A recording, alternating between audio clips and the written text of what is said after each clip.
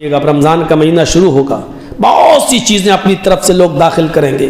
کبھی افطاری کا سمتو وبک آمنتو وعلیک توکلتو وعلی رزقک افطرتو، اور افطار کرنے کے بعد آپ رمضان و غیر رمضان میں محمد رسول اللہ کو، اپنے شوہر کو کبھی بھی 11 رکعات سے زیادہ تہجد، تراویح، قیام اللیل 11 رکعات سے زیادہ نہیں، 8 رکعات تراویح اور 3 وتر اس سے زیادہ پڑھتے ہوئے نہیں. الحمدللہ.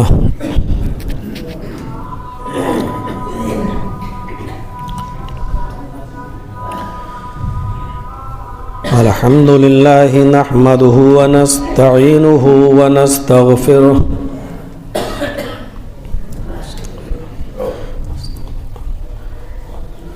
ونعوذ باللہ من شرور انفسنا ومن سیئات اعمالنا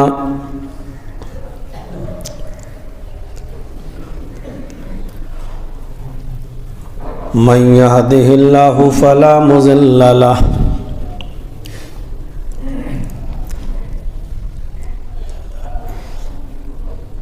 ومن يضلله فلا هادي له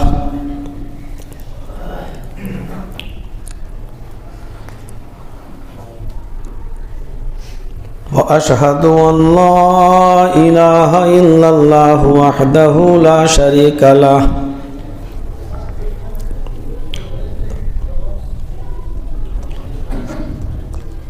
وأشهد أن محمدًا عبده ورسوله.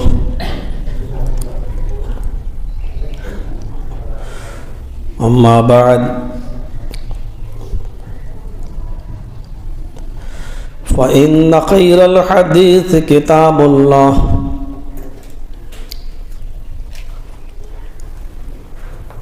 وخير الهدي هدي محمد صلى الله عليه وسلم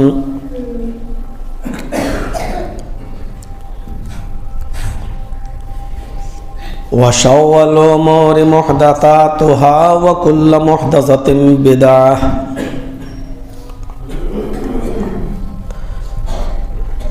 وكل بدعة ضلالة وكل ضلالة في النار.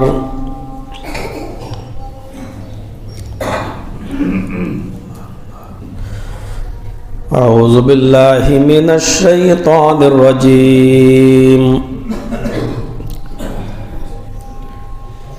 بسم الله الرحمن الرحيم.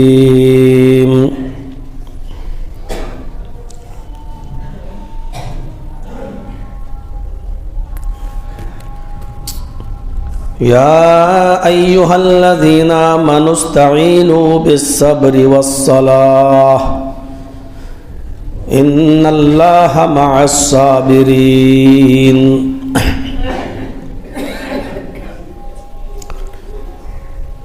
رب اشرح لي صدري ويسر لي أمري واحلل عقدة من لساني يفقهوا قولي.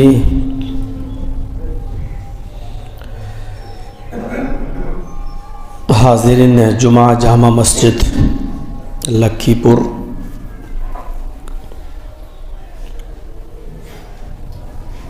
اللہ رب العالمین کا بہت بڑا شکر ہے اور اس کا احسان عظیم کہ اس نے ہمیں اور آپ کو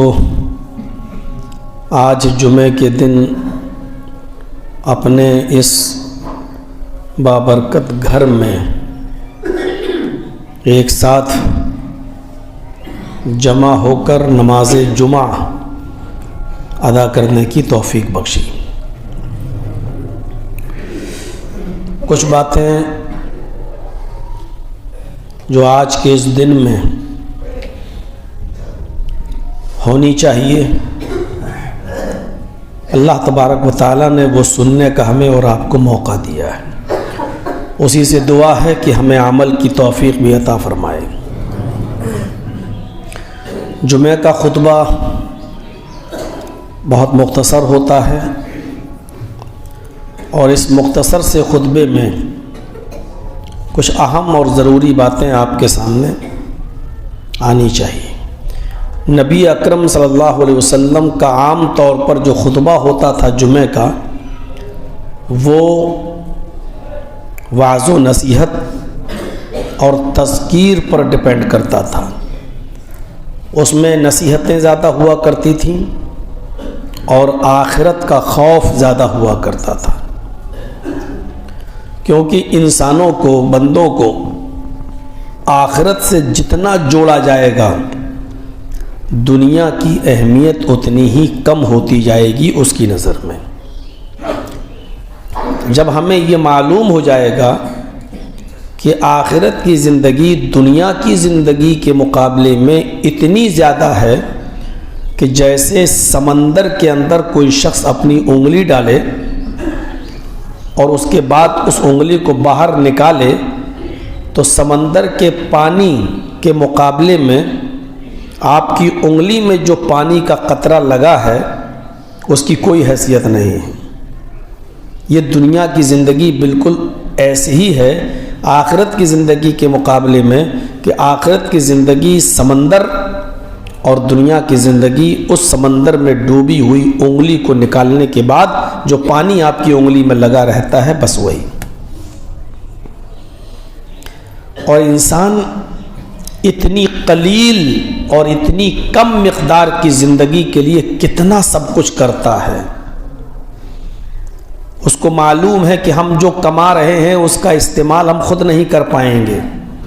اس کو معلوم ہے کہ ہم نے جو کمائی حاصل کی ہے اور ہم نے جو مکان بنا کر تیار کیا ہے اس میں ہم زیادہ دن اب رہ بھی نہیں پائیں گے. اس کو معلوم ہے کہ ہماری بقیہ زندگی جو بزنس اور کاروبار میں لگ رہی ہے اس سے جو فائدہ ہم اٹھائیں گے ہم سے زیادہ اس کا فائدہ ہماری اولاد کو ملے گا. یہ جانتا ہے لیکن پھر بھی کچھ نہ کچھ کرتا رہتا ہے دنیاوی زندگی کے لیے. اور آخرت کی زندگی جو اتنی بڑی ہے جو کبھی ختم نہیں ہوگی اس انسان کو سوچنا چاہیے کہ اس کے لیے ہم نے کیا کیا ہے. وَلْتَنْظُرْ نَفْسٌ مَا قَدَّمَتْ لِغَدٍ. ہر انسان کو غور کرنا چاہیے کہ کل قیامت کے دن کے لیے اس نے کون سی تیاری کی ہے. ما قدمت یداہ، اس نے اپنے آگے کیا بھیجا ہے. قرآن احساس دلا رہا ہے. اور پھر اس نے دنیا میں آنے کے بعد ہمیں اور آپ کو اس دنیا میں پیدا کرنے کے بعد اس نے یوں چھوڑا بھی نہیں اب عمل کرتے رہو، نہیں. اس نے کہا ہے کہ تمہیں ہمارے بتائے ہوئے اور ہمارے نبی کے بتائے ہوئے طریقے پر چلنا ہوگا. اصل میں عبادت کہتے کس کو ہیں ہم اس کو ابھی تک نہیں سمجھ پائے. عبادت نماز پڑھنے کا نام نہیں ہے، عبادت روزہ رکھنے کا نام نہیں ہے. یہ سب سے بڑی غلط فہمی ہے کہ ہم یہ کہتے ہیں کہ چلو نماز پڑھ لو بہت بڑی عبادت ہے، روزہ رکھ لو بہت بڑی عبادت ہے، حج کر لو بہت بڑی عبادت ہے. یہ عبادت نہیں ہے. اگر نماز پڑھنا عبادت ہوتی تو عصر کی نماز کے بعد آپ نماز نہیں پڑھ سکتے ہیں نفلی. فجر کی نماز کے بعد اگر آپ کوئی نفلی نماز پڑھیں گے تو آپ گناہگار ہوں گے. زوال کے وقت اگر آپ نماز پڑھیں گے تو آپ گناہگار ہوں گے. کہاں ہے نماز پڑھنا عبادت؟ اگر نماز پڑھنا عبادت ہوتا تو کسی بھی وقت پڑھنا جائز ہوتا. تو مطلب یہ نکل کے آیا ہے کہ نماز اور روزہ عبادت نہیں ہے، اللہ اور اس کے رسول کے طریقے پر بتائی ہوئی چیز عبادت ہے. اگر ہم وہی کام رسول اللہ کے طریقے پر کر رہے ہیں تو عبادت ہے، اللہ کے بتائے ہوئے طریقے پر کر رہے ہیں تو عبادت ہے. اگر نماز پڑھنا عبادت ہوتی تو جمعے کی 2 رکعت نماز ہے ہم 4 رکعت پڑھا دیتے ہیں. دیکھیے آپ ہی لوگ جوتا لے کے تیار ہو جائیں گے، صاحب ہمارے باپ دادا 2 پڑھتے آئے ہیں آپ نے 4 کیسے پڑھا دی ہے؟ بھائی ہم نے تو اچھی چیز کی ہے، اچھا کام کیا ہے، لیکن چونکہ وہ طریقہ رسول کے خلاف ہو گیا اس لیے وہ عبادت نہیں مانا جائے گا. کوئی بھی کام طریقہ رسول پر کیا جائے تو عبادت ہے. اور یہی چیز جمعے کے دن 1 اذان ہے یا 2 اذان، یہی چیز جس مسجد کے اندر قبر ہو اس قبر میں نماز ہوگی یا نہیں، یہی چیز فرض نماز کے بعد دونوں ہاتھ اٹھا کر امام کے ساتھ مقتدیوں کا دعا کرنا ہے. ایسے ہی عید کی نماز کے بعد لوگوں کا مصافحہ کرنا، ہاتھ ملانا اور گلے ملنا اور ایک دوسرے کو عید مبارک کہنا، یہ تمام چیزیں اگر طریقہ رسول پر ہیں تو عبادت. اگر اللہ کے نبی نے اپنی پوری زندگی میں فرض نماز پڑھانے کے بعد مقتدیوں کی طرف چہرہ کر کے اپنے دونوں ہاتھ اٹھا کر کبھی دعا مانگی ہو اور صحابہ کرام نے اس دعا پر کبھی آمین کہا ہو تو آپ بھی کریے، عبادت ہے یہ. لیکن اگر نہیں کیا ہے اور صحابہ نے بھی نہیں کیا ہے اور آپ اگر اس کو کر رہے ہیں اور مسجد کے امام پر زور ڈال کر آپ کہہ رہے ہیں کہ نہیں صاحب آپ کو دعا کرانا پڑے گی، ہماری پرمپرا چلی آ رہی ہے، ہمارے باپ دادا کے زمانے سے چلی آ رہی ہے، تو آپ اس عالم پر، اس مولوی پر محمد الرسول اللہ کے اسلام پر عمل کرنے کا حکم نہیں دے رہے ہیں بلکہ اپنے باپ اور دادا کے اسلام کو چلانے کا حکم دے رہے ہیں جو آپ نے اور آپ کے باپ داداؤں نے گڑھ لیا ہے اور بنا لیا ہے. اور اسلام وہ نہیں ہے جو آپ کے باپ دادا کرتے آئے ہیں، اسلام وہ ہے جو جناب محمد الرسول اللہ نے بتایا ہے. اس چیز کو سمجھنے کی ضرورت ہے. عبادت وہ نہیں ہے جو ہم کر رہے ہیں. بہت اچھی چیز ہے، ابھی نماز پڑھی اللہم صلی علی محمد اللہم بارک علی محمد، بہت اچھی چیز ہے، لگ رہا ہے کہ ہم دعا مانگ رہے ہیں، اچھا کام کر رہے ہیں، لیکن ہمارے اچھا لگنے سے کچھ نہیں ہوتا ہے. کیا اللہ کے رسول کو نہیں معلوم تھا؟ اگر اس چیز کو اللہ کے نبی نے رائج کیا ہے اور بتایا ہے تب تو ٹھیک ہے، لیکن آپ کو پوری زندگی میں نبی اکرم کی جب جماعت کے ساتھ نماز پڑھانا آپ نے شروع کیا ہے اور آخری نماز جب آپ نے پڑھائی ہے، آپ کو پوری زندگی میں کوئی ایک نماز ایسی نہیں ملے گی اللہ کے رسول نے نماز کے بعد سلام پھیر کر مقتدیوں کی طرف چہرہ کر کے ہاتھ اٹھا کر دعا مانگی ہو اور صحابہ کرام نے آمین کہا ہو. ایک نماز ایسی نہیں ملے گی آپ کو. اللہ کے رسول کی پوری زندگی دیکھ ڈالیے، 23 سال تک آپ نبی رہے، 40 سال کے بعد نبوت ملی اور 63 سال تک 63 ایئرس تک آپ زندہ رہے. 23 سال آپ نبی رہے، لیکن 23 سال کے اندر نبی اکرم کی پوری زندگی میں جمعے کی ایک ہی اذان ہوتی رہی. نبی اکرم کی پوری زندگی میں اگر کوئی شخص اپنی بیوی کو 3 طلاق دے دیتا تھا ایک ساتھ، طلاق طلاق طلاق، تو اللہ کے رسول نے اس کو ایک ہی مانا تھا، 3 نہیں مانا تھا. نبی کی پوری 23 سالہ زندگی اس سے بھری پڑی ہے. حضرت عائشہ فرماتی ہیں کہ میں نے رمضان و غیر رمضان میں محمد الرسول اللہ کو، اپنے شوہر کو، کبھی بھی 11 رکعات سے زیادہ تہجد، تراویح، قیام اللیل 11 رکعت سے زیادہ نہیں، 8 رکعت تراویح اور 3 وتر اس سے زیادہ پڑھتے ہوئے نہیں دیکھا ہے. یعنی آپ رمضان اور غیر رمضان میں 11 ہی رکعت پڑھتے تھے. پتہ یہ چلا کہ رمضان میں جماعت کے ساتھ جو نماز پڑھ لی جاتی ہے وہ تراویح کہلاتی ہے اور یہی عام دنوں میں تہجد کہلاتی ہے.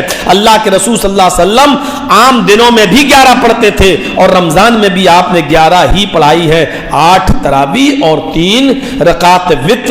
میرے پیارے ساتھیوں، اللہ کے رسول سے ان کی پوری زندگی میں 20 رکعت تراویح کا کوئی ثبوت نہیں ملتا، اور جو روایت ملتی ہے وہ کمزور ہی نہیں بلکہ حد درجہ ضعیف اور کمزور روایت ہے. تو اسلام وہ نہیں ہے جو ہم کر رہے ہیں، اسلام وہ ہے جو جناب محمد رسول اللہ نے ہمیں اور آپ کو بتایا ہے. ہم یہ دیکھیں کہ ہم جو کر رہے ہیں وہ نبی کے طریقے پر ہے یا نہیں. بس غور کیجیے. ایک صحابی کو چھینک آئی، چھینک، اور چھینکنے کے بعد انہوں نے کہہ دیا الحمدللہ والصلاۃ والسلام علی رسول اللہ. دیکھیے دعا تھی، کوئی غلط چیز نہیں تھی. چھینک آئی، چھینکے اور اس کے بعد کہا الحمدللہ الصلاۃ والسلام علی رسول اللہ. حضرت عبداللہ ابن عمر وہیں بیٹھے ہوئے تھے، انہوں نے کہا یہ تم نے کیا پڑھا؟ کہا کہ چھینک آئی اس لیے میں نے کہہ دیا الحمدللہ، تمام تعریفیں اللہ کے لیے ہیں، اور نبی پر درود بھی بھیج دیا، والصلاۃ والسلام علی رسول اللہ، صلاۃ و سلام ہو اللہ کے رسول پر، محمد رسول اللہ پر۔ حضرت عبداللہ ابن عمر نے فرمایا نبی اکرم کے زمانے میں جب کسی کو چھینک آیا کرتی تھی تو وہ صرف الحمدللہ کہا کرتا تھا، بس وہ صرف الحمدللہ کہا کرتا تھا، الحمدللہ بس۔ والصلاۃ والسلام علی رسول اللہ، یہ تو نہ تو نبی اکرم نے کبھی کہا، اور نبی اکرم کے سامنے جو چھینکتا تھا کبھی اس نے بھی نہیں کہا، لہذا دعا اتنی ہی مانی جائے گی الحمدللہ۔ والصلاۃ والسلام علی رسول اللہ کا دل میرا بھی چاہتا ہے کہ میں بھی پڑھوں، میں بھی یہ درود نبی پر بھیجوں، لیکن اگر یہ جائز ہوتا تو جناب محمد رسول اللہ ضرور بتا کر جاتے، اللہ کے نبی ہمیں ضرور حکم دے کر جاتے، لیکن اللہ کے نبی نے جب ہمیں ایسا نہیں بتایا تو ہم یہ دعا نہیں پڑھ سکتے ہیں۔ اگر پڑھیں گے تو اس کا مطلب یہ ہوا کہ اللہ کے رسول نے چھپایا تھا، وہ ہمیں بتا کر نہیں گئے، اور ہم نے جو دعا پڑھی یہی جائز ہے، یعنی ہمارا اسلام نافذ ہوگا اور رسول اللہ صلی اللہ علیہ وسلم کا اسلام کمزور ہو جائے گا۔ لہذا یہ بدعت ہے آگے کے جملے پڑھنا، لہذا والصلاۃ والسلام علی رسول اللہ ہم نہیں پڑھ سکتے، بس اتنا ہی پڑھیں گے الحمدللہ۔ ہاں اگر آپ کو چھینک آئی، آپ نے کہا الحمدللہ، ہم نے سن لیا آپ کو الحمدللہ کہتے ہوئے، تو ہمارے اوپر اب ضروری ہے کہ ہم یہ کہیں یرحمک اللہ، اللہ آپ کے اوپر رحم فرمائے۔ اب تیسرا کوئی آدمی اور ہے تو وہ کہے یہدیکم اللہ، اللہ تمہیں ہدایت دے، اور اگر تیسرا کوئی آدمی موجود نہیں ہے تو چھینکنے والا ہی کہے یہدیکم اللہ، اللہ تمہیں ہدایت دے۔ اب پھر پہلا دوسرا آدمی جس نے آپ کی الحمدللہ سن کر یرحمک اللہ کہا تھا، اب وہ کہے یصلح لکم بالکم، اللہ تمہارے اعمال کی اصلاح فرمائے۔ یہ چھوٹے چھوٹے معاملے ہمیں اور آپ کو یاد رکھنا چاہیے۔ عبادت وہ ہے جو نبی نے ہمیں بتائی، وہ عبادت ہو ہی نہیں سکتی ہے ہم اچھا کام سمجھ کے کر رہے ہیں اور شریعت میں اس کا وجود نہیں ہے، شریعت میں اس کا وجود نہیں ہے۔ ہم اور آپ بہت دھڑلے کے ساتھ مسجد میں شور کرتے ہیں، اور ابھی نماز جمعہ ختم ہوگا تو دیکھ لیجئے گا، ملاقات کے لیے اور پھر دنیاوی باتیں، اور یہ کیسے ہو خیریت، یہ وہ سیلفی حضرت عمر فاروق کے زمانے میں دو لوگ طائف سے آئے ہوئے تھے، طائف سے، اور مدینہ میں پہنچے ہوئے تھے۔ حضرت عمر فاروق کے زمانے میں وہ طائف سے اپنا مال لاتے تھے اور مدینہ میں بیچا کرتے تھے، بزنس کرتے تھے، اور مدینہ سے سامان لے جایا کرتے تھے، طائف میں بیچا کرتے تھے۔ ایسا ہوتا ہے نا، آپ کلکتہ سے کوئی سامان لائے، اپنے کلیا چک میں اپنے علاقے میں بیچ رہے ہیں، اور یہاں سے کوئی چیز لے گئے، وہاں نہیں ملتی ہے تو یہاں کا سامان وہاں آپ نے فروخت کر دیا، دونوں طرف سے آپ کما رہے ہیں۔ ایسے ہی وہ لوگ جو طائف کے رہنے والے تھے مدینہ میں آ کر طائف کا سامان مدینہ میں بیچا کرتے تھے، اور مدینہ سے بہت سا سامان خرید کر طائف لے جایا کرتے تھے۔ تو وہ مدینہ میں سامان بیچنے کے بعد آئے اور وہ مسجد نبوی کے اندر پہنچ گئے۔ مسجد نبوی میں انہوں نے نماز پڑھی، اور نماز پڑھنے کے بعد وہ دونوں لوگ اپنے حساب کتاب کرنے لگے، تم نے کتنا بیچا، ہم نے اتنا بیچا، کتنی پروفٹ ہوئی، کتنی آمدنی ہوئی، کتنی انکم ہوئی، یہ آپس میں گفتگو کرنے لگے۔ حضرت عمر فاروق نے جب ان کو دیکھا کہ یہ دونوں لوگ آپس میں مسجد میں گفتگو کر رہے ہیں تو آواز نہیں دی، ادھر آؤ کہہ سکتے تھے، لیکن چونکہ حضرت عمر خود مسجد میں تھے اس لیے یہ کہنا بھی گوارا نہیں کیا، سنو ادھر آؤ۔ اگر یہ کہیں گے تب بھی شور ہوگا مسجد میں، یہ بھی نہیں کہا۔ باہر نکلے اور زمین سے چھوٹی چھوٹی کنکر، مٹی کی جو کنکریاں ہوتی ہیں پتھر کی، وہ چھوٹی چھوٹی ایک دو پتھر کی کنکری اٹھائی اور مسجد میں داخل ہو کر ان کی طرف پھینکا، ایسے چھوٹی سی کنکری۔ اب ان کے پاس جب کنکری گری تو انہوں نے پیچھے مڑ کے دیکھا تو حضرت عمر نے انگلی کے اشارے سے کہا باہر آؤ۔ جب وہ لوگ دونوں باہر آنے لگے تو حضرت عمر فاروق نے کہا کہ ایسے، یعنی جو کنکری میں نے پھینک کے ماری ہے وہ بھی لے کر آؤ، کیونکہ مسجد کے اندر کوئی کنکری نہیں ہونی چاہیے، اس کو باہر پھینک دیتے، اس کو بھی اٹھا کے لاؤ۔ وہ دونوں اٹھا کر لائے. اور جب مسجد کے باہر نکلے تو حضرت عمر فاروق نے اپنی کمر سے کوڑا نکالا اور کہا کھڑے ہو جاؤ, اور کوڑے کو ہوا میں گھمایا اور ان کے قریب مارنے کے لیے آئے تو ان سے پوچھا کہ تمہیں قانون نہیں معلوم, مسجد کا احترام نہیں معلوم, مسجد کا ادب کرنا نہیں جانتے ہو؟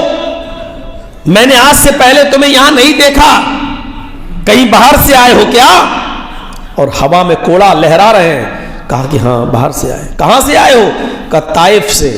حضرت عمر فاروق نے اب کوڑا رکھ لیا, ان کو مارا نہیں, اور فرمایا کہ اگر تم پردیسی نہ ہوتے, اگر تم طائف کے مہمان نہ ہوتے, اگر تم اتنی دور سے نہ آئے ہوتے, اور میرے علاقے کا نیم اور اصول اگر تمہیں معلوم ہوتا, اور باہر کے آنے والے نہ ہوتے, پردیسی نہ ہوتے, تو آج اس کوڑے سے میں تمہاری چمڑی ادھیڑ دیتا, آج اتنا مارتا کہ تمہاری کھال میں ادھیڑ دیتا, تمہاری چمڑی میں ادھیڑ دیتا. محمد رسول اللہ کی مسجد کا ادب جس طرح نبی کے زمانے میں کیا جاتا تھا, نبی اکرم کے انتقال کے بعد بھی وہی ادب قائم رہے گا, وہی احترام قائم رہے گا. میرے پیارے ساتھیوں, ذرا اندازہ لگاؤ, آج ہم مسجدوں میں تو دنیا داری کی تمام باتیں مسجدوں میں کر لیتے ہیں, تمام معاملات, جبکہ مسجد کا ادب و احترام یہ ہے کہ اگر علاقے میں, آپ کے گاؤں میں کسی کا انتقال ہو جائے, آپ کے محلے میں کسی کا انتقال ہو جائے, تو شرعی نقطہ نظر سے اس کی مٹی کتنے بجے ہوگی اس کا اعلان بھی مسجد سے نہیں کیا جا سکتا ہے. مسجد کے مائک میں پکڑ کر یہ نہیں کہا جا سکتا ہے کہ محلے کا فلاں آدمی انتقال کر گیا ہے, اس کی مٹی عصر کے بعد ہوگی, اس کی مٹی مغرب کے بعد ہوگی, اس کی مٹی عشاء کے بعد ہوگی. مسجد کسی کی مٹی کے اعلان کے لیے نہیں ہے, مسجد صرف اللہ کے گھر میں نماز کے لیے بلانے کے لیے ہے, اور وہ بھی ان جملوں میں جو جملے جناب محمد رسول اللہ نے بتائے ہیں.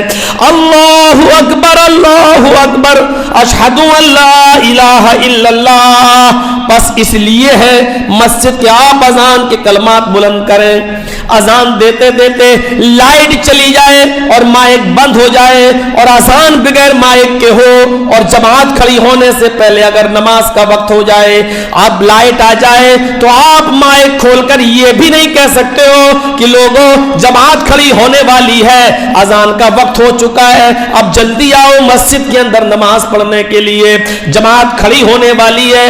آپ یہ اعلان کر کے بھی لوگوں کو مسجد میں نہیں بلا سکتے ہو. مسجد کے اندر آپ اپنے گاؤں کی یا اپنے گھر کی کوئی چیز اگر کھو جائے تو مسجد میں اس کا اعلان بھی نہیں کر سکتے ہو. آپ کی بکری کھو گئی, آپ کا قربانی کا کوئی بکرا کھو گیا, آپ مسجد میں مائک کھول کر اعلان کر دیں یا کروا دیں, اور امام صاحب اعلان کریں فلاں صاحب کا بکرا کھو گیا قربانی کا, اگر کسی صاحب کو ملے اس کا رنگ ایسا ایسا ہے, یہ بکرا ہمارے گھر تک پہنچا دے, پہنچانے والے کو مناسب انعام دیا جائے گا.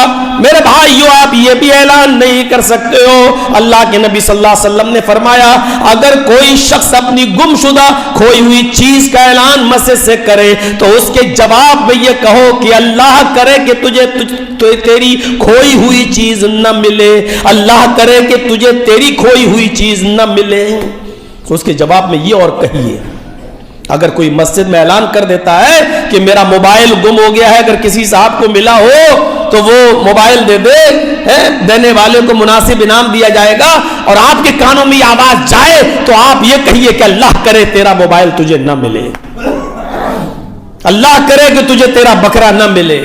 مسجدیں اس چیز کے لیے نہیں ہوتی ہیں میرے بھائیوں. اگر مسجدوں میں یہ سب کام ہونے لگے تو پھر مسجد عبادت کا گھر نہیں رہ جائے گا.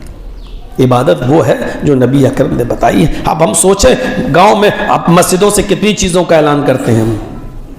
ابھی رمضان آ رہا ہے, اب بھر دن سحری کا ٹائم پہ جگایا جائے گا, اٹھیے اتنی دیر رہ گئی ہے, اتنا منٹ ہو چکا ہے, اتنا منٹ باقی ہے, یہ ٹائم ابھی ہو گیا ہے, اتنا ٹائم باقی ہے, اور پھر مسجدوں میں نعتیں پڑھی جائیں گی, نظمیں پڑھی جائیں گی. لوگوں کو جگانے کا یہ کون سا طریقہ ہے میرے بھائیوں؟ ذرا غور کرو کہ مسجدیں اس لیے نہیں ہیں اللہ کے نبی کے زمانے میں سحری کی صرف ایک اذان ہوا کرتی تھی، جو جائز ہے وہ آپ دیں گے نہیں؟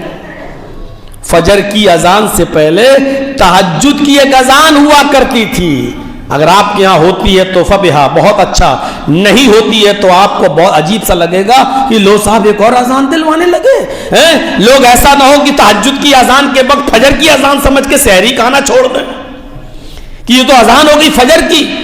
لیکن جو سنت ہے وہ یہ ہے کہ اللہ کے نبی کے زمانے میں سحری کی اذان ہوا کرتی تھی، تہجد کی اذان ہوا کرتی تھی۔ اور آج بھی اگر آپ سعودی عرب کی سرزمین پہ چلے جائیں اور کبھی بھی عمرہ کرنے کا موقع ملے تو رات میں وہاں ضرور عمرہ کیجئے گا، فجر سے پہلے 1-1.5 گھنٹہ پہلے وہاں تہجد کی اذان ہوتی ہے، تہجد کی اذان آج بھی دی جاتی ہے وہاں پر۔ سعودی کی مسجد میں خانہ کعبہ میں، مسجد نبوی میں اور مسجد حرم میں خانہ کعبہ میں، تو عبادتیں وہ ہیں جو شریعت نے ہمیں بتائی ہیں، عبادتیں وہ نہیں ہیں جو ہم عبادت سمجھ کے کر رہے ہیں۔ سوچا ارے رات میں جاگنا کتنی اچھی عبادت ہے، لوگوں کو ہم جگا رہے ہیں فجر میں کتنی اچھی، ہم لوگوں کو سحری کے لیے اٹھا رہے ہیں کتنی اچھی عبادت ہے۔ ارے میرے بھائیوں، یہ روزہ تمہارے اوپر فرض کیا گیا ہے، یہ تمہاری ذمہ داری ہے کہ کیسے اٹھو گے۔ آپ اس کو اٹھانے کے لیے آپ کسی کو متعین کرو گے؟ کوئی متعین نہیں ہوگا۔ رمضان کے روزے ہمارے آپ پر فرض ہیں، اب یہ ہماری ذمہ داری ہے، نماز ہمارے اوپر فرض ہے۔ اب نماز کے لیے کوئی ہمیں گھر سے اٹھا کر مسجد تک لے جانے کے لیے کوئی آدمی متعین کرو گے اور آپ یہ کہو گے صاحب ظہر کا جب وقت ہو تو مجھے بتا دینا، اور اس کے لیے کوئی آدمی نوکری پہ رکھو گے کہ مجھے 5 وقت کی نماز کے بارے میں خبر دینا۔ ارے نماز آپ پر فرض ہے، اس پر بھی فرض ہے، اگرچہ وہ آپ کا نوکر ہے لیکن نماز اس پر بھی فرض ہے، بلکہ نماز کے وقت آپ کو اس کو اجازت دینا پڑے گی کہ بیٹا نماز پڑھ کے آؤ، ہیں جاؤ تم بھی نماز پڑھو، کیونکہ نماز تمہارے اوپر بھی فرض ہے۔ اگر وہ آپ کا ملازم ہے تو آپ کو یہ کٹوتی کرنا پڑے گی۔ نماز کوئی معمولی عبادت سمجھ رکھی ہے آپ نے، روزہ کوئی معمولی عبادت سمجھ رکھا ہے آپ نے؟ میرے بھائیوں، نماز ایک ایسی عبادت ہے جس کو کسی بھی حال میں کسی بھی صورت میں معاف نہیں کیا گیا ہے، کسی بھی صورت میں اس کو ہٹایا نہیں گیا ہے۔ اس میں رخصت تو دے دی گئی ہے، سہولت تو دے دی گئی ہے، لیکن معافی نہیں ہے۔ نماز کے لیے وضو بنانا ضروری ہے، لیکن پانی کے ٹھنڈے ہونے کی وجہ سے آپ کو بیماری اور بڑھ سکتی ہے، تو آپ پانی کا استعمال نہ کریں لیکن تیمم کر لیں۔ لیکن نماز پڑھنا ہے، کھڑے ہو کر پڑھنے کی طاقت نہیں ہے تو بیٹھ کر پڑھنا ہے، بیٹھ کر نہیں پڑھ سکتے ہو تو لیٹ کر پڑھنا ہے، لیٹ کر بھی نہیں پڑھ سکتے ہو تو کروٹ سے پڑھنا ہے، اور کروٹیں بھی لینے میں بے چینی ہو رہی ہے تو اپنے ہونٹ ہلا کر وہ دعائیں پڑھنا ہے، اور نیت کرنا ہے کہ یہ قیام ہے، اللہ اکبر، اور قیام کی دعا پڑھیے۔ پھر آپ نیت کیجئے لیٹے ہی لیٹے کہ ہم کو اب رکوع کرنا ہے، دل میں نیت کر لیجئے اور اللہ اکبر کہہ لیجئے اور سمجھ لیجئے کہ ہم رکوع میں ہیں۔ اب آپ رکوع کی دعا پڑھیے، پھر وہیں لیٹے لیٹے کہیے سمع اللہ لمن حمدہ، اور دل میں یہ خیال کیجئے کہ ہم رکوع کے بعد کھڑے ہیں۔ دعا پڑھیے اللہم ربنا ولک الحمد حمدا کثیرا طیبا مبارکا فیہ۔ اس کے بعد آپ دعا نیت کیجئے ہم سجدے میں جا رہے ہیں، اور لیٹے لیٹے کہیے اللہ اکبر۔ اب آپ سجدے کی دعا پڑھیے سبحانک اللہم ربنا وبحمدک اللہم اغفر لی، یا سبوح قدوس رب الملائکۃ والروح، یا سبحان ربی الاعلی۔ آپ پڑھیے، پڑھنا ہے، کسی بھی صورت میں پڑھنا ہے میرے بھائیوں، نماز کسی بھی حال میں معاف نہیں ہے۔ آپ اس بات کا اندازہ لگا سکتے ہیں کہ حضرت مریم پر جب لوگوں نے زنا کی تہمت لگائی کہ بغیر باپ کے تو نے بیٹا کیسے پیدا کر دیا، بغیر شوہر کے بیٹا کیسے پیدا ہو گیا، اور عیسیٰ بغیر باپ کے کیسے پیدا ہو گئے، اور حضرت مریم کے پاس اس کا کوئی جواب نہیں تھا، کیونکہ کوئی ماننے کے لیے تیار ہی نہیں تھا۔ کتنا کہے گی کہ اللہ کا حکم تھا، یہ بیٹا اللہ کی طرف سے ملا، لیکن کون اس بات کو مانتا؟ دنیا کا اصول ہی ہے کہ میاں بیوی کے رشتے کے بعد بچے پیدا ہوتے ہیں، یہ اصول اسی نے بنایا ہے، یہ قانون اللہ ہی کی طرف سے بنایا ہوا ہے، اور پھر اللہ ہی کسی کو بغیر شوہر کے بیٹا دے دے تو یہ زمانے میں ایک عجیب بات تو ہوگی۔ میرے بھائیوں، حضرت مریم کو بھی ان الزامات کو جھیلنا پڑا اور الٹے سیدھے تانے سننا پڑے، اور لاسٹ میں حضرت مریم نے اپنے 3 دن کے بیٹے عیسیٰ کی طرف اشارہ کرتے ہوئے فرمایا، ارے مجھ سے کیا پوچھتے ہو، اسی بچے سے پوچھ لو، یہ کہاں سے آیا، مجھ سے کیا پوچھ رہے ہو، اسی سے پوچھ لو، یہی تو پیدا ہوا ہے میرے پیٹ سے۔ کس کس کو میں صفائی دوں، کس کس کو میں بتانے جاؤں؟ اور میرے بھائیوں، کچھ معاملات ایسے ہوتے ہیں کہ جہاں خاموشی بہتر ہوتی ہے۔ ہر کسی کو آپ مطمئن نہیں کر سکتے ہیں۔ کیا دنیا میں کوئی بھی ایسا کوئی ایک آدمی ہے جس سے پوری دنیا مطمئن ہو، جس سے سب لوگ متفق ہوں اور جس کا وروध نہ ہو، جس کی مخالفت نہ ہو؟ دنیا میں ایک بھی آدمی ایسا نہیں ہے کہ جس سے پوری دنیا اتفاق کرتی ہو، کوئی بھی نہیں ہے۔ آپ کس کس کا منہ بند کریں گے؟ سب کو نہیں سمجھا پائیں گے۔ لوگوں نے کہا واہ مریم، جب تیرے اوپر بات آئی تو کہا بچے سے پوچھ لو، یہ چھوٹے سے بچے سے میں کیا پوچھوں، یہ 3 دن کے لڑکے سے کیا پوچھوں، جو ابھی تیرا دودھ پیتا ہے، اس دودھ پیتے بچے سے کیا پوچھوں، یہ کیا بولے گا، یہ کیا جواب دے گا؟ تم بتاؤ یہ بیٹا کہاں سے آیا، تمہاری شادی نہیں ہوئی ہے۔ کہا پھر مجھ سے پوچھ رہے ہو، اس سے پوچھ لو، اسی سے پوچھو یہ کہاں سے آیا۔ قوم کے لوگوں نے جواب دیا واہ مریم، اس سے پوچھو۔ کیف نکلم من کان فی المہد صبیا، قرآن پڑھیے۔ اس بچے سے میں کیا پوچھوں جو ابھی پالنے میں جھولے میں جھول رہا ہے، جو تیری پستان کا دودھ پیتا ہے، چھوٹا سا بچہ ہے، یہ کیا بولے گا، یہ کیا جواب دے گا؟ کیف نکلم من کان فی المہد صبیا، یہ بچہ ہم سے کیسے کلام کرے گا جو ابھی جھولے میں جھول رہا ہے، گہوارے میں پڑا ہوا ہے، پالنے میں جھول رہا ہے، جس کے جھولے کو جھونکا دیا جاتا ہے تب وہ چلتا ہے، جو اپنے سے اڑ نہیں سکتا، بیٹھ نہیں سکتا، جھول نہیں سکتا، کھا نہیں سکتا، پی نہیں سکتا، اس بچے سے ہم کیا پوچھیں گے اور وہ ہماری بات کا کیا جواب دے گا؟ لوگوں نے کہا، جیسی لوگوں نے یہ جملہ کہا وہاں اسماعیل علیہ السلام بول پڑے، عیسیٰ علیہ السلام بول پڑے، وہی عیسیٰ جو ابھی 3 دن کے ہیں، اپنی ماں کا دودھ پیتے ہیں، کھانے پینے کی کوئی چیز ابھی ان کو نہیں دی جا رہی ہے، پالنے میں جھول رہے ہیں، گہوارے میں پڑے ہوئے، وہاں سے آواز دیتے ہیں، بولتے ہیں، اللہ نے ان کو زبان دی، بولنے کی طاقت دی۔ حضرت عیسیٰ علیہ السلام اسی جھولے سے، اسی پالنے سے بولتے ہیں، انی عبداللہ اتانی الکتاب وجعلنی نبیا وجعلنی مبارکا اینما کنت واوصانی بالصلاۃ والزکاۃ ما دمت حیا۔ وہ چھوٹا سا 3 سال کا بچہ بھی دیکھیے نماز کا کیسا اعتراف کر رہا ہے۔ آئے میری قوم کے لوگوں، میری ماں پر تہمت اور الزام لگانے والوں، میری ماں غلط نہیں ہے، میری ماں غلط نہیں ہے، اس نے بغیر باپ کے، بغیر شوہر کے پیدا کیا ہے، اگر مجھے تو اس میں اللہ کا حکم ہے، میری ماں کا کوئی دخل نہیں ہے۔ انی عبداللہ، او میری قوم کے لوگوں، میں اللہ کا بندہ ہوں، انی عبداللہ، میں اللہ کا بندہ ہوں، اتانی الکتاب، اللہ نے مجھے کتاب دے کر بھیجا ہے، یعنی جب میں بڑا ہوں گا اور نبی بنوں گا تو مجھے اللہ کتاب دے گا، انجیل سے نوازے گا۔ اتانی الکتاب، میں اللہ کے پاس سے کتاب لے کر آیا ہوں، وجعلنی نبیا، اور اللہ نے مجھے نبی بنا کر بھیجا ہے، وجعلنی مبارکن، اور مجھے بابرکت بنا کر بھیجا ہے، جہاں بھی میں رہوں گا میری ذات سے برکت ہوگی. اینما کنتو, جس جگہ پر بھی میں ہوں میری ذات سے لوگوں کو برکت پہنچے گی.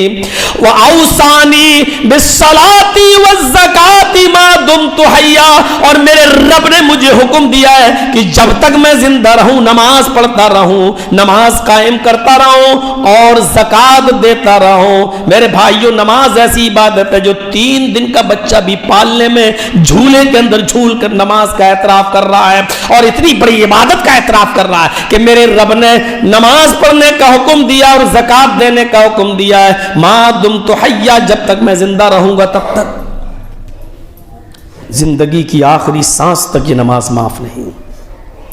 حضرت عمر فاروق کا پیٹ پھٹ جاتا ہے.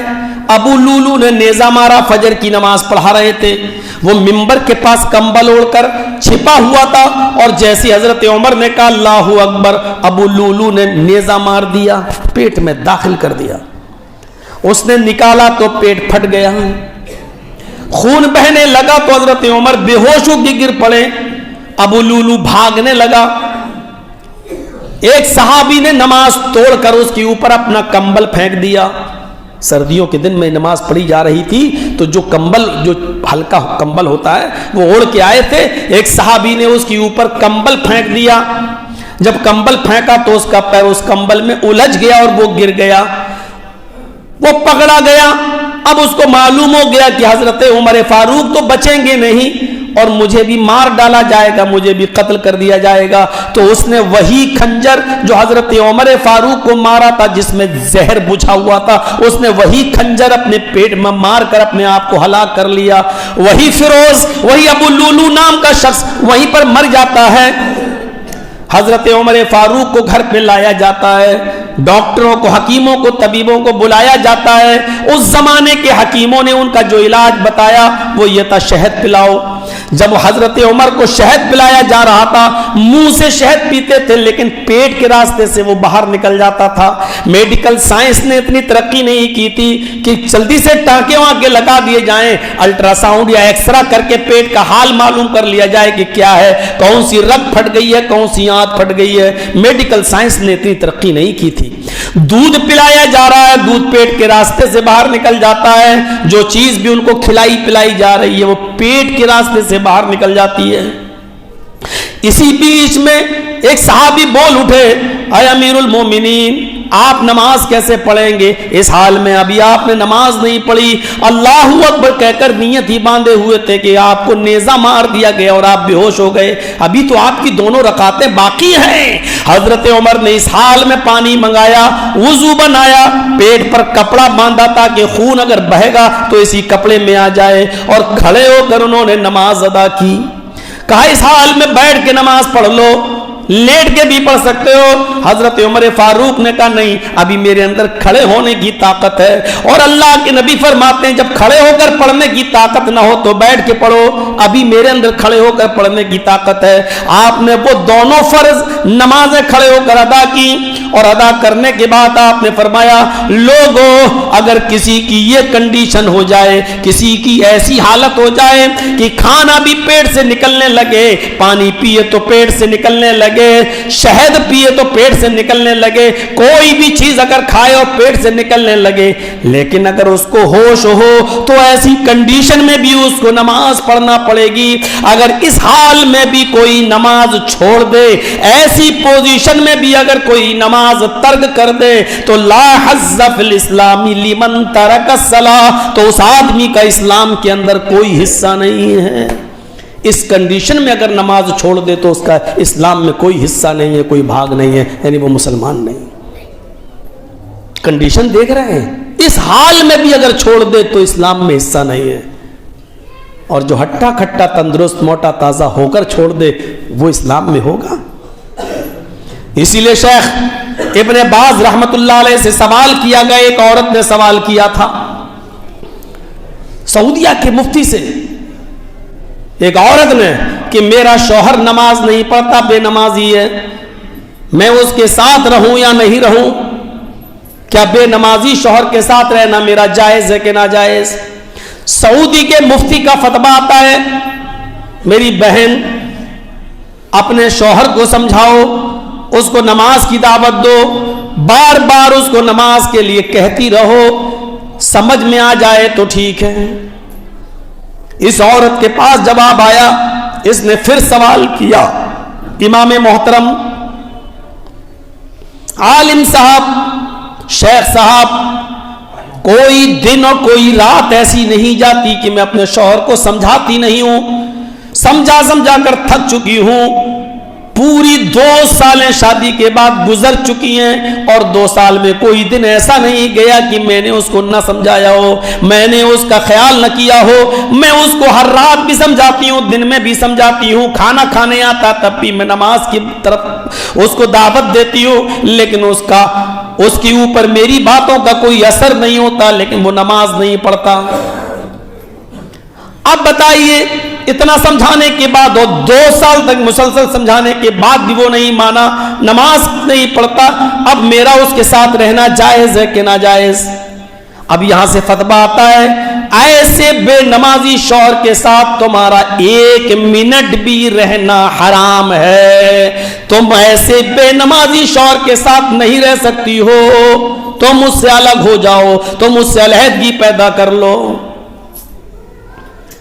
यहां से फिर उसने सवाल किया इस फतवे को पढ़ने के बाद, शेख मोहतरम, आप कह रहे हैं अलग हो जाओ, मैं उससे कैसे अलग हो सकती हूँ? वो मुझे तलाक देने के लिए तैयार नहीं। 2 साल तक जब उसने नमाज नहीं पढ़ी तो मैंने उससे कहा, मैं तुम्हारे साथ नहीं रहना चाहती, तुम्हारे अंदर और कोई कमी नहीं है, सिर्फ सबसे बड़ी कमी यह है कि तुम नमाज नहीं पढ़ते हो, और ये कमी मुझे सबसे ज्यादा खलती है। मैं तुम्हारे साथ अब नहीं रहना चाहती, मुझे तलाक दो। मेरा शौहर मुझे तलाक भी नहीं देता है। अब बताइए कि अलग होने की क्या शक्ल है? वो मुझे तलाक भी तो नहीं देता है। अब मैं उसको कैसे छोड़ सकती हूँ और कैसे अलग हो जाऊं? हमें कोई रास्ता बताइए। वो तलाक देने के लिए तैयार नहीं। यहां से फिर फतवे का जवाब जाता है, मेरी बहन तुम्हें तलाक की जरूरत ही नहीं है, इसलिए कि बेनमाजी काफिर है और बेनमाजी के निकाह में मोमिना औरत को रहना ही नहीं है। जब उसने नमाज छोड़ दी तो अहद व पैमान और निकाह अपने आप खत्म हो जाता है, निकाह अपने आप फिस्क हो जाता है। मेरी बहन तुम्हें तलाक की जरूरत ही नहीं है। तुम्हारा शौहर बेनमाजी मुसलमान ही नहीं है, और जब मुसलमान ही नहीं है तो किसी काफिर मर्द के साथ तुम्हें रहना जायज भी नहीं है। बस तुम एक इद्दत गुजारो, यानी एक पीरियड का इंतजार करो। जब तुम्हें पीरियड आ जाए, महीना आ जाए पीरियड, और उससे तुम पाक हो जाओ, नहा लो, धुल लो, साफ हो जाओ, उसके बाद तुम किसी दीनदार लड़के के साथ, दीनदार शख्स के साथ तुम दूसरा निकाह कर सकती हो। तुम्हें तुम्हारे शौहर के तलाक की जरूरत ही नहीं है। निकाह तो अपने आप फिस्क हो गया है, निकाह तो अपने आप खत्म हो गया है, क्योंकि तुम्हारा शौहर बेनमाजी है, और बेनमाजी शौहर के साथ किसी मोमिना और किसी पाक दामन और नेक औरत का रहना जायज नहीं है। मेरे प्यारे साथियों, इस फतवे को सुन रहे हैं आप, गौर करें, कितने लोग बेनमाजी हैं और वो अपनी नमाजी औरतों के साथ रहते हैं, और कितनी नमाजी औरतें ऐसी हैं बेचारी जो बर्दाश्त की हुई हैं, जो बर्दाश्त की हुई हैं। मेरे भाइयों, अपने बेनमाजी शौहरों को अब वो इसलिए नहीं छोड़ना चाहते कि बच्चे कहां जाएंगे, लेकिन बेनमाजी शौहर के साथ औरत का रहना 1 मिनट के लिए भी जायज नहीं है। यह है नमाज का मामला। जो मसले और मसाइल आपको इस जुमे के खुतबे में मिल जाते हैं, मेरे भाइयों, आप लाखों रुपया खर्च करा के जो जलसा कराएंगे उसमें आपको ये सब चीजें नहीं मिल पाएंगी। इसलिए इन चीजों को गनीमत जानो और कोशिश करो कि हम इसके ऊपर अमल करेंगे। या अय्युहल्लज़ीना आमनु इस्तईनु बिस्सब्रि वस्सलाह। मौज़रत के साथ मुझे कहना पड़ता है कि आयत तो मैंने ये पढ़ी थी कि इस पे बोलूँगा, लेकिन इस पर एक जुमला नहीं बोल पाया, एक लफ्ज़ भी मैं इस पे नहीं बोल पाया, और दूसरी तरफ ही बातें निकल के वक्त पूरा हो गया।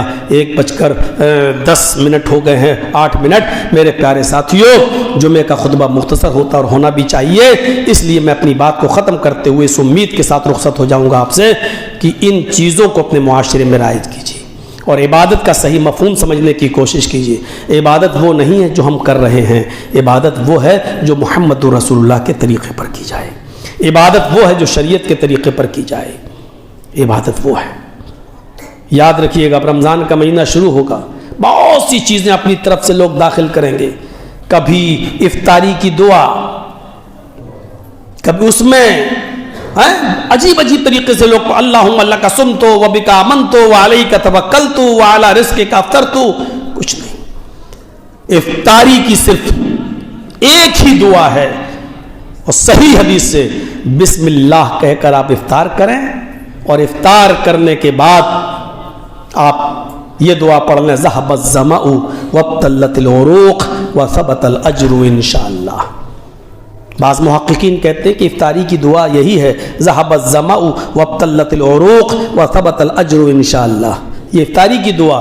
لیکن بہتر یہی ہے کہ آپ افطاری کریں بسم اللہ کہہ کے، بسم اللہ، اور جب پانی پی لیں، کھانا کھا لیں، افطاری کر لیں، اس کے بعد ترجمے سے یہی پتہ چلتا ہے، اس کے بعد یہ دعا پڑھیں، ذہب الظمأ، پیاس چلی گئی، وابتلت العروق، رگیں تر ہو گئیں، وثبت الاجر انشاءاللہ، اور میرا اجر ثواب اللہ کے رجسٹر میں درج ہو گیا۔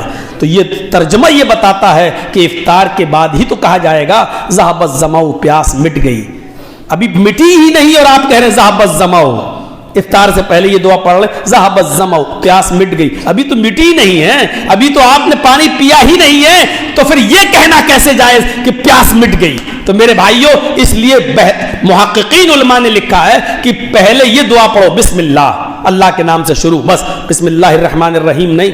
اب آپ کہو بسم اللہ الرحمن الرحیم کہنے میں کیا حرج ہے؟ نہیں، جتنا شریعت میں آیا اتنا۔ وضو بناؤ تو بسم اللہ، بس وضو بنانے بیٹھو بسم اللہ، بس کھانا کھانے بیٹھو بسم اللہ، پوری دعا نہیں پڑھی، بسم اللہ الرحمن الرحیم نہیں پڑھا جائے گا، ہے ہی نہیں وہ ثابت۔ جب بھی کوئی کام شروع کرو تو اللہ کا نام لو، بس اتنا ہی ہے حدیث میں، اور اللہ کا نام بسم اللہ میں آ گیا، بسم اللہ بس آ گیا، اس میں یہ نہیں آیا اللہ رحمان اور رحیم کا نام لو، بس اتنا آیا کہ جو بھی کام شروع کرو تو اللہ کا نام لو، تو بسم اللہ۔ اور اسی لیے دیکھ لیجئے بہت سی جگہوں سے رحمان رحیم ہٹا دیا گیا ہے۔ آپ قربانی کے جانور پر جب چھری چلاتے ہیں تو کیا پڑھتے ہیں؟ بسم اللہ اللہ اکبر، یا بسم اللہ واللہ اکبر۔ اب آپ کہو کہ بسم اللہ الرحمن الرحیم وضو بنانے میں اگر ہم پوری پڑھ لیں تو کیا حرج ہے؟ بسم اللہ الرحمن الرحیم۔ اب وضو بنائیں، کھانا کھائیں تو پڑھ لیں بسم اللہ الرحمن الرحیم، اور کھانا کھائیں پورا پڑھ لیں تو کیا حرج ہے؟ عبادت وہ نہیں ہے جو آپ سوچ رہے ہیں، عبادت وہ ہے جو نبی نے بتائی ہے۔ اگر آپ یہ سوچ رہے ہیں کہ اگر ہم کھانا کھاتے وقت بسم اللہ الرحمن الرحیم پورا پڑھ لیں تو حرج کیا، اچھی چیز تو ہے، تو میں کہتا ہوں قربانی کے جانور پر چھری چلاتے وقت ہم پوری دعا پڑھ لیں، بسم اللہ الرحمن الرحیم اللہ اکبر، یہ کہہ کر چھری چلائیں، آپ کی قربانی نہیں مانی جائے گی، کیونکہ وہاں جانور پر چھری چلا رہے ہیں، وہاں رحم ہے ہی نہیں، وہاں رحمان اور رحیم آپ کیسے کہہ سکتے ہیں؟ وہاں تو آپ اس کو ذبح کر رہے ہیں، جب ذبح کر رہے ہیں اور ایسی جگہ پر رحمان اور رحیم پڑھیں گے میرے بھائیو، وہاں رحم ہے ہی نہیں۔ دیکھنے والا کہے گا واہ صاحب رحمان اور رحیم بھی کہہ رہا اور رحم ہے ہی نہیں، یہاں تو آپ جانور کی گلے پہ چھری چلا رہے ہیں، رحم کہاں ہے؟ یا تو حکم ہے اللہ تعالیٰ کا جو آپ مان رہے ہیں اور نبی اکرم کا، تو اس لیے میرے بھائیو وہاں بسم اللہ الرحمن الرحیم نہیں پڑھ سکتے۔ اسی طریقے سے کھانا کھاتے وقت بھی بسم اللہ الرحمن الرحیم نہیں، وضو بناتے وقت بھی بسم اللہ الرحمن الرحیم نہیں، صرف بسم اللہ۔ اور اس کے بعد آپ کام کریے۔ تو میرے بھائیوں، جب افطار کرنے بیٹھے تو بسم اللہ، اور افطار کر کے فارغ ہوں تب یہ دعا، تین لفظ ہیں، ذہب الظمأ وابتلت العروق وثبت الاجر انشاءاللہ۔ اتنا سا جملہ یاد نہیں ہو سکتا ہمیں افطاری کے بعد پڑھنے کے لیے؟